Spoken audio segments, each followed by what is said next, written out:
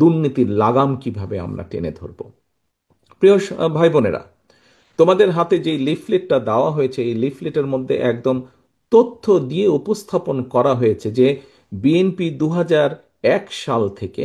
2006 সাল পর্যন্ত যখন দেশ পরিচালনার দায়িত্বে ছিল,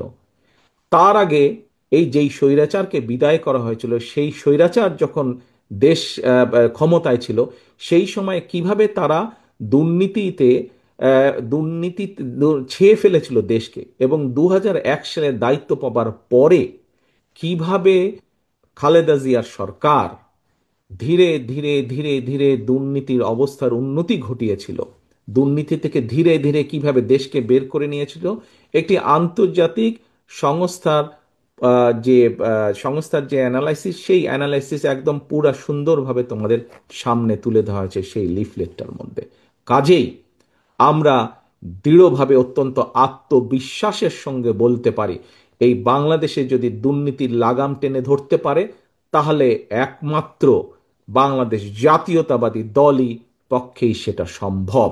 সেটি করা সম্ভব একমাত্র কারণ আমরা অতীতে করেছি, আমরা ইনশাল্লাহ ভবিষ্যতে দেশের মানুষ দিলে ভবিষ্যতে ইনশাল্লাহ আমরা সেই কাজটি করিয়ে দেখাতে পারবো।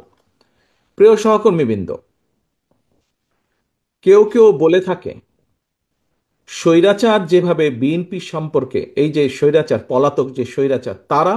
বিএনপির সম্পর্কে যেসব মিথ্যা প্রপাগান্ডা ছড়াতো, আমরা ইদানিং লক্ষ্য করছি কিছু কিছু ব্যক্তি বা দল ঠিক একই সুরে গান গাইছে বা একই সুরে কতগুলো কথা বলার চেষ্টা করছে। এখন প্রশ্ন হচ্ছে,